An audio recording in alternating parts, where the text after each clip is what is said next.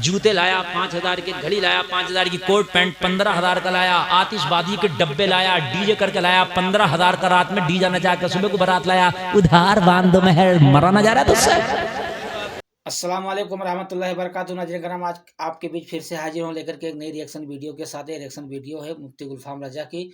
इन्होंने इस तरीके से बयान किया है शादी के बारे में, जो फजूल खर्ची करते हैं और महर वगैरह के बारे में, और ऐसे ऐसे बताए कि लोग हंसने भी लगे हैं। अगर आप वीडियो लास्ट तक देखेंगे तो आपको मज़ा भी आएगा और कुछ सीखने को भी मिलेगा। जिस तरीके से मुफ्ती साहब ने बताया है कि मुसलमानों की शादी कैसे होनी चाहिए, मुसलमानों के बारे में बहुत कुछ बताया इन्होंने यहाँ पर।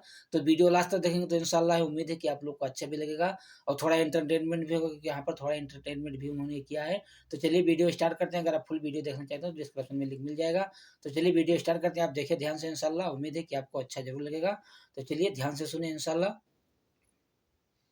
जूते लाया 5,000 के, घड़ी लाया 5,000 की, कोट पैंट 15,000 का लाया, आतिशबाजी के डब्बे लाया, डीजे करके लाया 15,000 का, रात में डीजे नचा के सुबह को बारात लाया, उधार बांध दो मेहर, मरा ना जा रहा तुझसे। तुझसे जहर खाकर मरा ना जा रहा। लड़की के पास आए, बोले मेहर क्या होना चाहिए। लड़की ने कहा मेहर जो लड़का चाहे अपनी तरफ से, 5,000, 10,000, 11,000, 6,000। बास जगह महरों पे भी झगड़े हो जाते हैं, बारातें लौट गई 5,51,000 नहीं होना चाहिए, गलत है।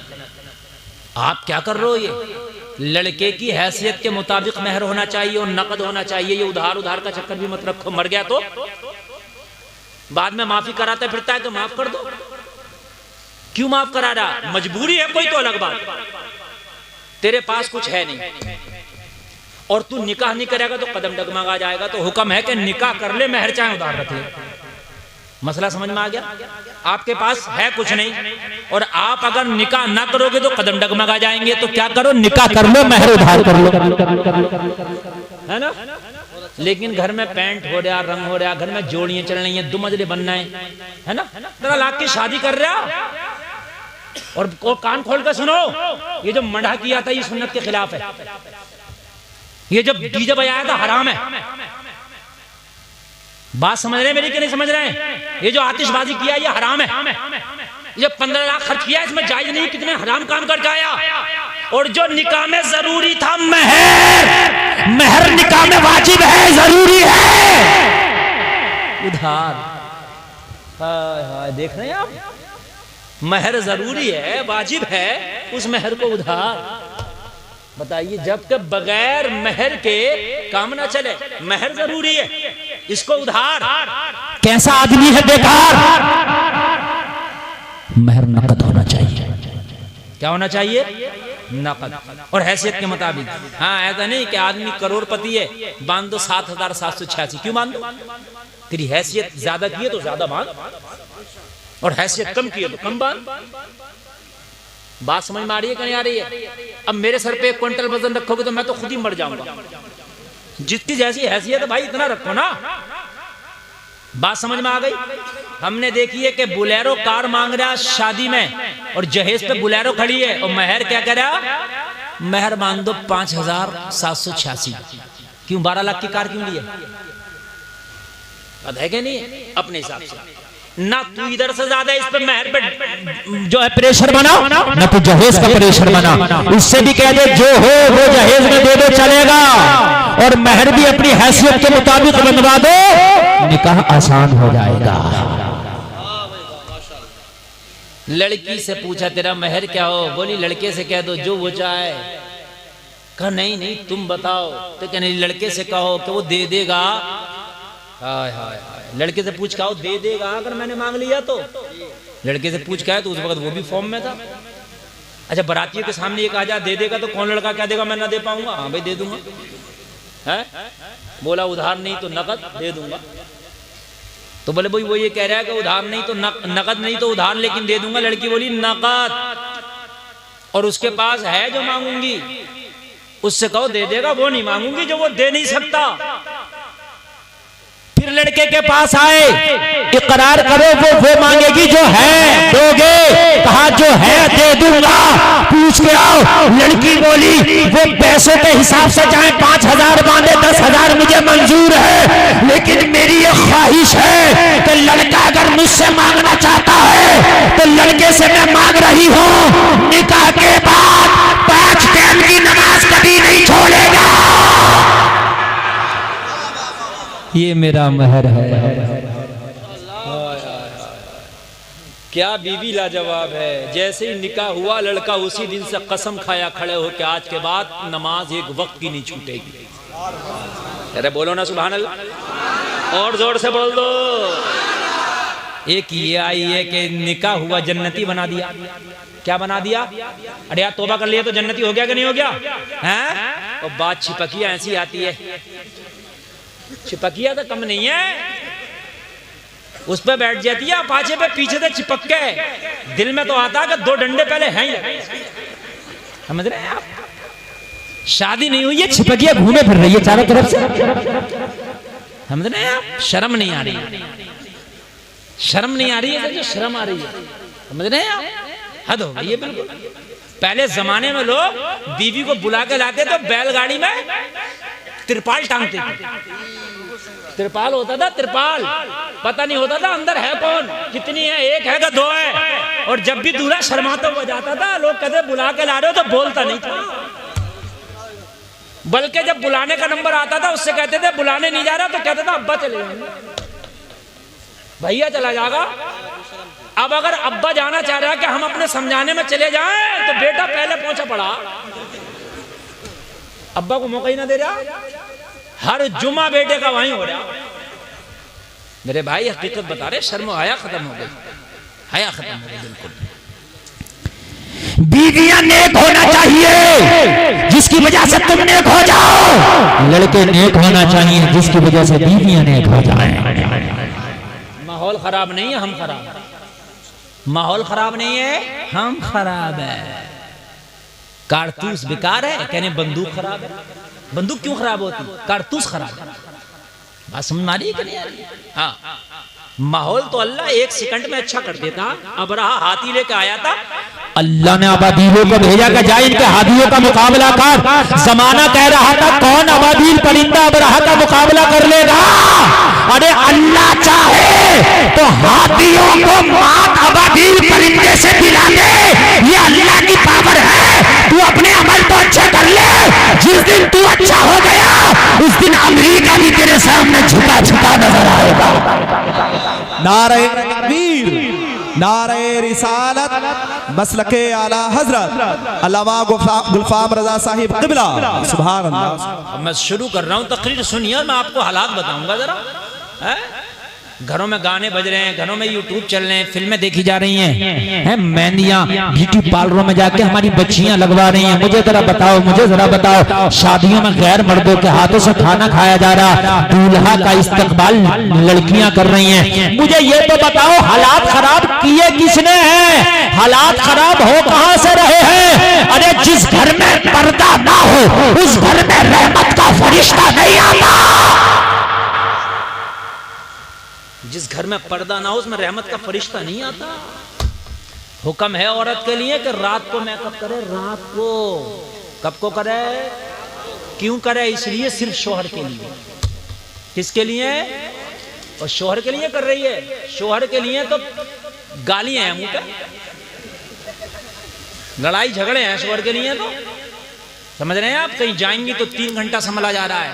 शोहर का, गरीब का जो है, मतलब जब घर में आएगा तो फिर तुम देखो, हुक्म ये है, मेरे नबी फरमाते हैं कि जब शोहर घर में दाखिल हो तो बीवी को मुस्कुरा के उसका इस्तकबाल करना चाहिए। मुस्कुरा के इस्तकबाल करे, शोहर के गम दूर हो जाए। कयामत में पिटाई होगी उनकी जो अपने शोहरों के लिए नहीं गैरों के लिए बंदी संभलती है। गैरों के लिए बंदा संभलना हराम है, शोहर के लिए मेकअप करना इबादत है। जायज वाला मेकअप, नाजायज वाले की बात नहीं कर रहा हूं मैं, जायज वाला। शोहरों के लिए बनो, अच्छे कपड़े पहनो, अच्छे। समझ रहे हैं? मेलों में जा रही हैं, मेलों में बुर्के खजेड़ती फिर रही हैं। मेले चल रहे हैं, मेले। अब ये सर्दी का मौसम आ गया, इधर रामलीलाएं चल रही हैं, तो ये मियाँ लोग कह रहे हैं हमारे मेले तेरी रामलीला से कम थोड़ी है। तेरी में खाली डांस पार्टी है, मेरे में काला जादू भी है, सर्कस भी है, मौत का कुआं भी है, चक्कर का झूला भी है। मियाँ क्या बदमाश बना घूम रहा, बदमाश। समझ रहे हैं आप? कुश्तियां हो रही हैं मेलों में, कुश्तियां, जावेद गनी आ रहा कुश्तियों में, शेख चुल्ली आ रहा मेलों में, टीना परवीन आ रही हैं, बेबी डिस्को आ रही हैं, मुकाबले हो रहे हैं। अरे उर्स नहीं है, वो मेले हैं, उनको उर्स नहीं कह सकते। हाँ, उर्स का नाम गलत, वो मेला है, मेला। उर्स होता बरेली के आला हजरत का, ये है उर्स। उर्स होता महाराजा मुतहरा का, उर्स होता बिलगिराम का, ये है उर्स, ये मेले हैं, मेले। उर्स नहीं है, मैं बड़े सोच समझ के बोलता हूँ। यानी हालात खराब है, हालात खराब है, तू खराब है। इतने हालात खराब नहीं है, मक्का में कुछ 39 लोगों ने कलमा पढ़ा था, कितनों ने? जोर से बोलो। हालात इतने खराब थे कि बिलाल को कोड़ों से मारा गया, बिलाल को कोड़ों से मारा गया, बिलाल को सीने पर पत्थर रखा गया। अबू बकर को एक तो इतना मारा कि चेहरा इतना सूज गया था कि अबू बकर की पहचान नहीं होती थी, ये अबू कहाफा का बेटा है या कोई और है। लोगों गौर तो करो, गौर तो करो, गौर तो करो। हालात बड़े खराब थे मक्का के, इतने हालात अभी खराब नहीं है। 39 लोगों ने कलमा पढ़ लिया, हालात बड़े खराब थे। लोग छिप छिप के कलमा पढ़ते थे, लोग छिप छिप के कुरान पढ़ते थे। न किसी के सामने कुरान पढ़ने की इजाजत थी, न किसी के सामने कलमा पढ़ने की इजाजत थी। लोगों जरा गौर करो, मक्का के लोगों ने मीटिंग कर ली, 39 लोगों ने कलमा पढ़ लिया है, अब 40 में तो कलमा नहीं पढ़ने देंगे। कितने को कलमा नहीं पढ़ने देंगे? जोर से बोलो। कितनों ने पढ़ लिया था? अब 40 में को नहीं। मगर अल्लाह जी से रखे उसे कौन चखे? ये कह रहे थे 40वां होने नहीं देंगे, और अल्लाह की रहमत कह रही थी 40वां तो ऐसा होगा जो डंके की चोट पे होगा। ऐसा जोर से बोल दो, ऐसा होगा जो डंके की चोट पे होगा। मीटिंग हुई, उमर भी उस मीटिंग का हिस्सा थे, 40वां नहीं होने देंगे।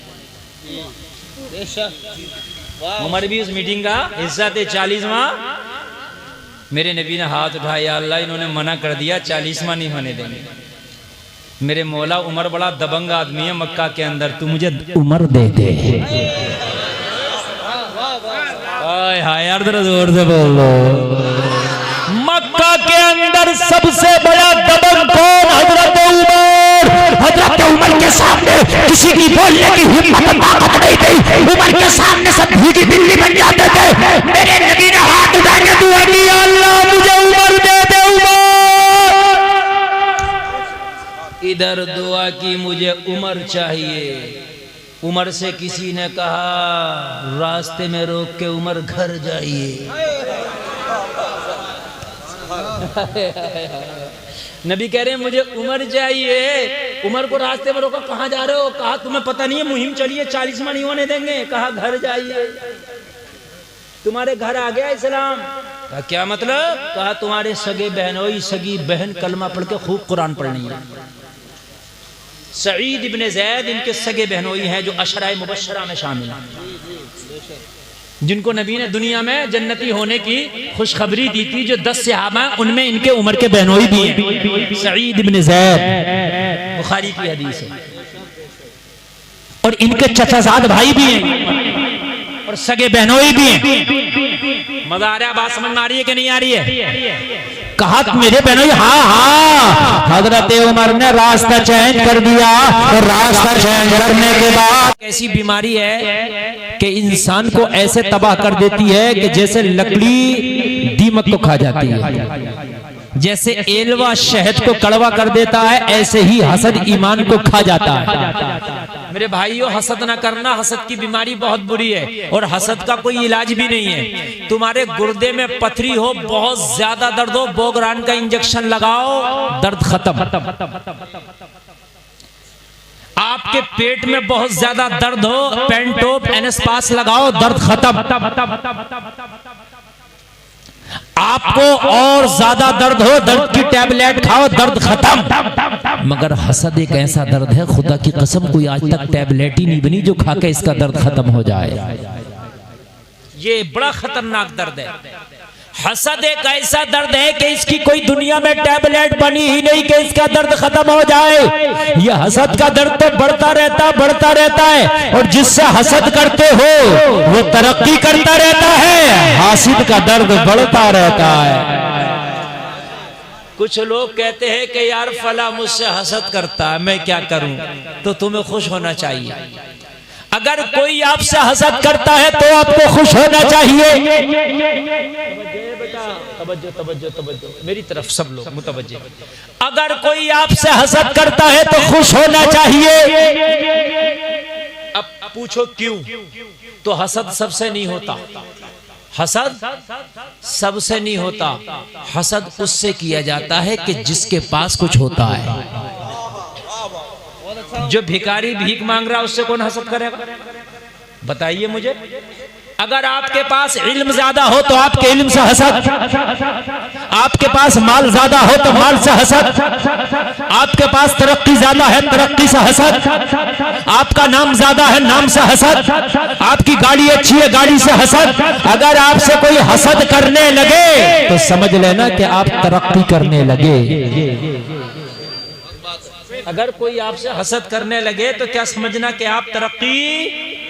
मियाँ जो रास्तों पर पड़े उनसे कोई हसद नहीं करता ना, हसद उसी से करता है कि जिसके पास कुछ होता है। अगर तुमसे कोई हसद करे तो टेंशन मत लेना, अल्लाह का शुक्र अदा करना। या अल्लाह, जो मुझसे हसद कर रहा है उसकी नजर में मैं कुछ हूं। नहीं बात समझ में आ रही? बड़ी काम की बात बता रहा हूं मैं।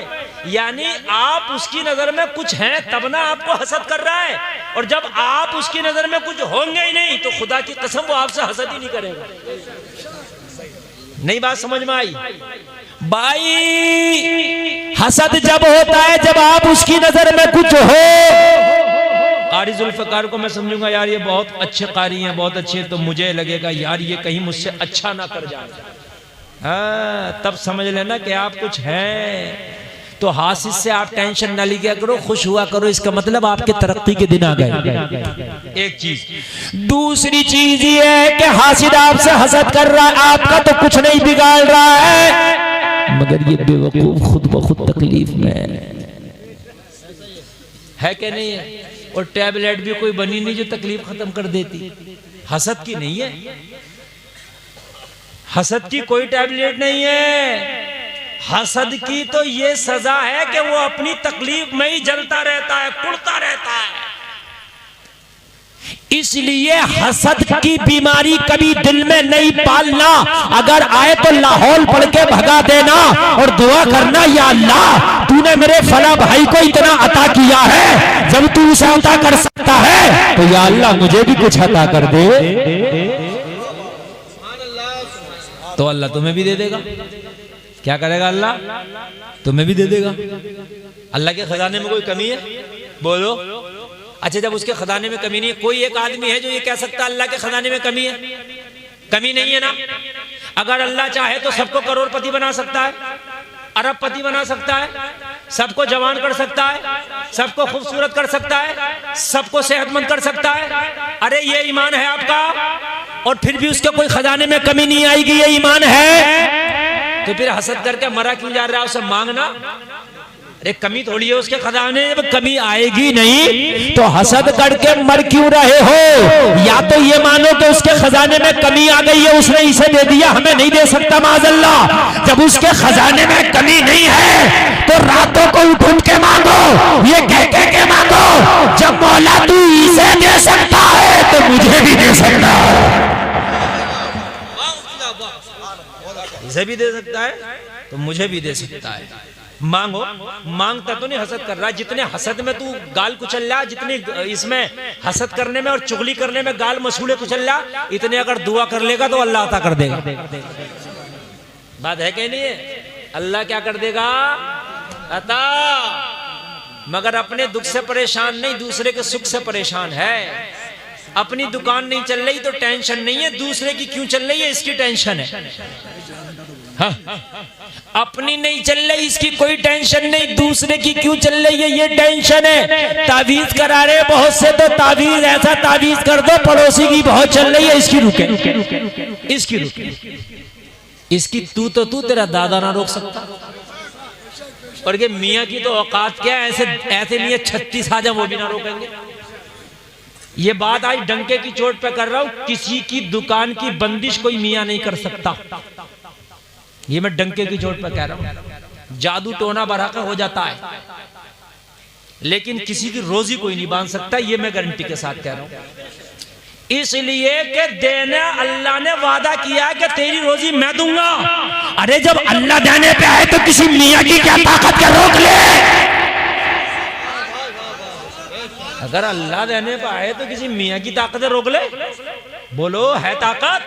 अल्लाह ने वादा कर लिया मैं दूंगा, और अल्लाह देता है, और इतना देता है कि तुम्हारी खबर भी नहीं होती। कौन बनवागा? अरे जब तू माँ के पेट में था, तेरा कोई कारोबार नहीं था, तेरा कोई बिजनेस नहीं था, तेरी कोई दुकान नहीं थी, तेरा कोई खेत ना था, तेरा कोई कारोबार ना था, तू चलता नहीं था, तू आता जाता नहीं था। अल्लाह ने तो माँ के पेट में भी तेरा रिस्क नहीं रोका था। माँ के पेट में भी अल्लाह तुझे खिलाता पिलाता था। जब माँ के पेट में अल्लाह ने तुझे भूखा नहीं रखा, तो इतनी बड़ी दुनिया में कैसे भूखा रखेगा? नारे तकबीर, नारे रिसालत, मसलके आला हजरत मुफ्ती गुलफाम साहिब क़िबला। सुभान अल्लाह, सुभान अल्लाह। बताओ मेरे भाई कैसे रखेगा?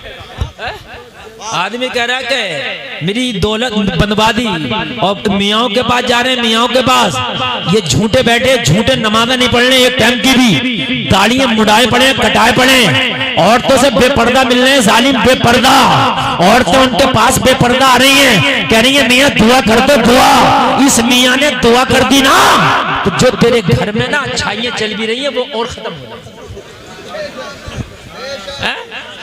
इस उल्लू से दुआ करा रहा है? करने को बर्बाद गुलिस्तां एक ही उल्लू काफी था।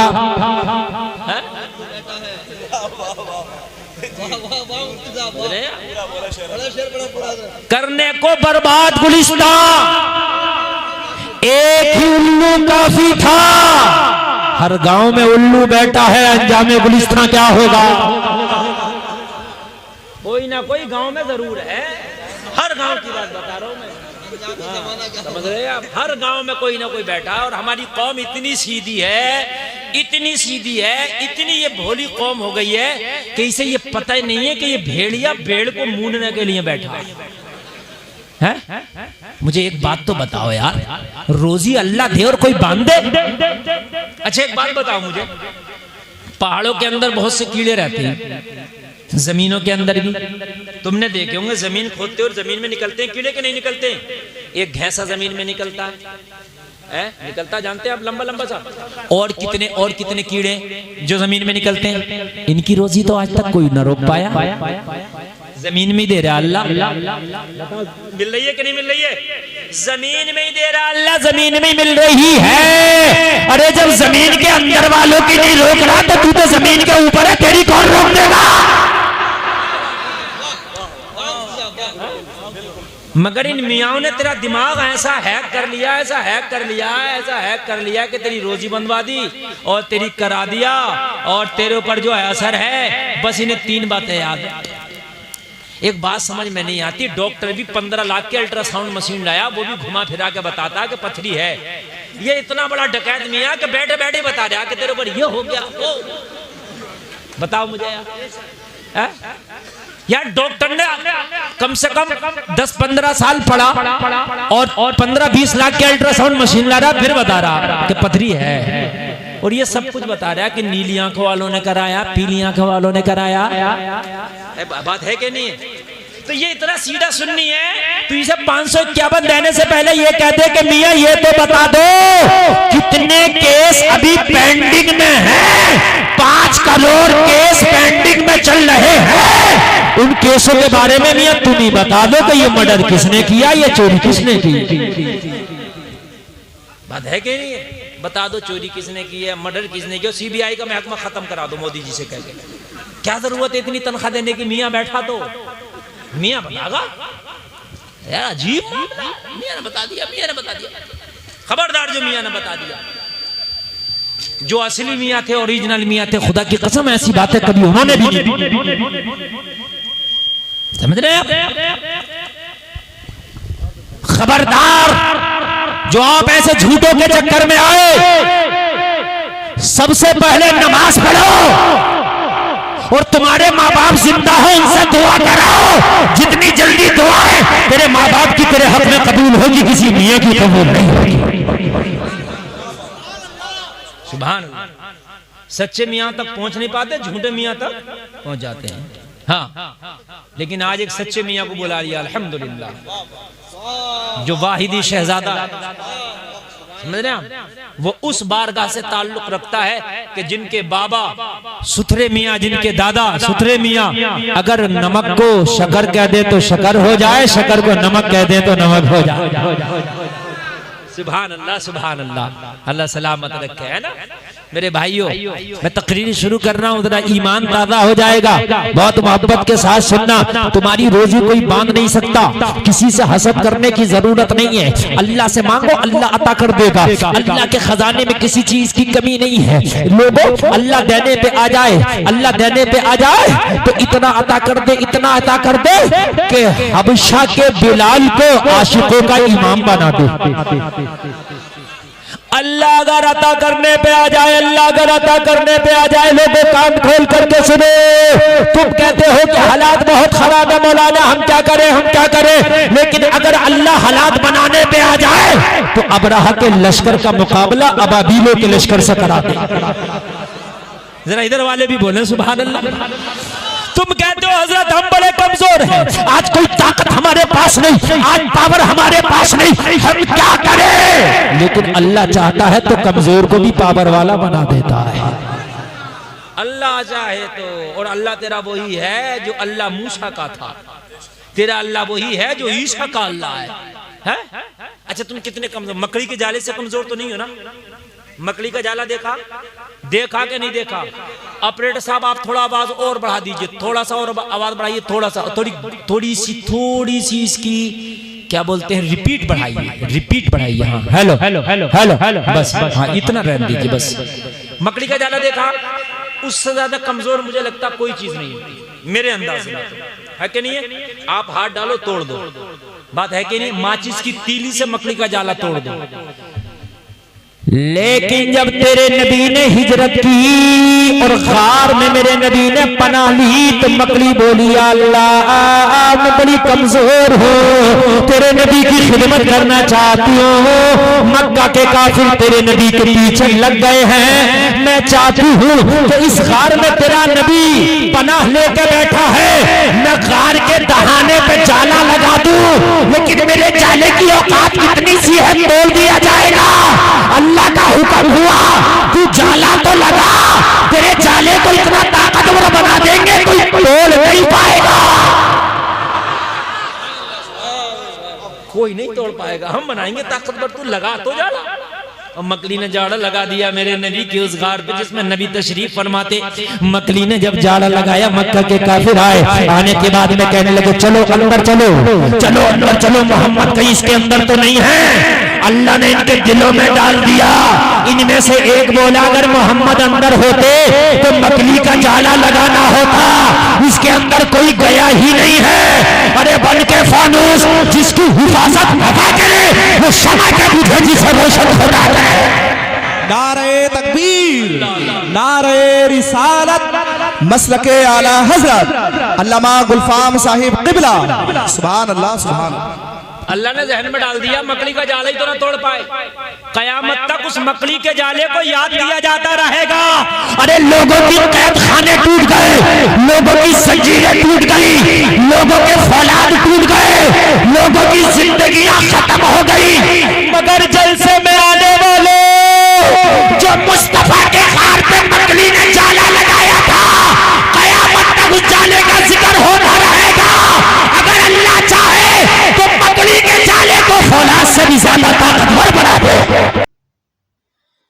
अस्सलाम वालेकुम रहमतुल्लाहि व बरकातुहू। नाज़रीन करम, आपने वीडियो देखा, अल्हम्दुलिल्लाह बहुत अच्छा लगा वीडियो देख करके। हज़रत की ये मुफ्ती गुलफ़ाम रज़ा साहब की वीडियो, हर एक वीडियो में उनके हर एक तकरीर में थोड़ा बहुत हंसी भी होती है, लेकिन एक बात बहुत पॉइंट पॉइंट की बोलते हैं, बहुत सिखाने वाली बात बोलते हैं, क्योंकि हम मुसलमानों को सीखना चाहिए। जिस तरीके से उन्होंने बताते हैं, अपने बातों में उलझा कर रखते हैं कि क्या करना चाहिए, और उन्हें थोड़ा बहुत हंसी भी आता है लोगों को, लेकिन हंसते हैं। लेकिन यहाँ पर जो बातें बताते हैं एकदम 100% सच्ची बातें बताते हैं, और बहुत सारी सीख भी देते हैं कि जैसे शादी में इस तरीके से फजूल की खर्चियाँ लोग करते हैं, वो अगर फजूल की खर्चियाँ, हमारा मानना है कि अगर लोग जो शादी ब्याह में फजूल की खर्ची करते हैं, उसको बचा करके किसी गरीब मुसलमान भाई के बेटी को दे दे, उसकी शादी करा दे, तो उसको भी अल्लाह तबारक ताला उसके सदक़े में तुमको सवाब देगा, और बहुत आखिरत भी आपकी अच्छी रहेगी, और दुनियावी चीज़ें भी अच्छी हो सकती है।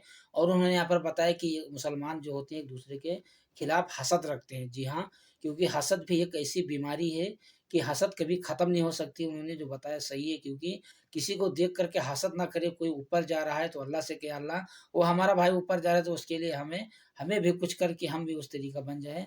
लेकिन दिल में हसद न रखें, अपने दिल में कोई जलन न रखें, कोई मैल न रखें, क्योंकि ये सबसे बड़ी गुनाह है। क्योंकि आप ऐसा करते हैं तो दुनिया में तो है ही, लेकिन इसकी आखिरत में भी हो आपको पकड़ होगी कि आप इस अपने एक मुसलमान के लिए, अपने एक मुसलमान भाई के लिए आप अपने दिल में हसद रखा, और उसको देख करके तुमने जला।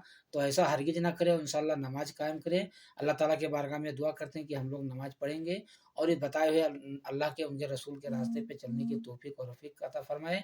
और हम इंशाअल्लाह कोशिश करेंगे कि नबी अकरम मोहम्मद मुस्तफ़ा सल्लल्लाहु अलैहि वसल्लम के बताए हुए रास्ते पे चलेंगे। और उन्होंने बताया कि जब मक्का शरीफ में जब 39 मुसलमान बन चुके थे, यानी 39 लोग ने नबी पाक के बारगाह में आकर के कलमा पढ़ लिया था, लेकिन 40वां लोगों ने ठान लिया कि हम 40वां होने नहीं देंगे। लेकिन अल्लाह के रसूल सल्लल्लाहु अलैहि वसल्लम ने अल्लाह से जो भी मांगा पाने लिए, तो सिर्फ उम्र फारूक को मांगा कि अल्लाह मुझे उम्र दे दें, और बाकी जो भी ज़िंदगी में मांगा हम लोग गुनहगार उम्मतियों के लिए ही मांगे हैं।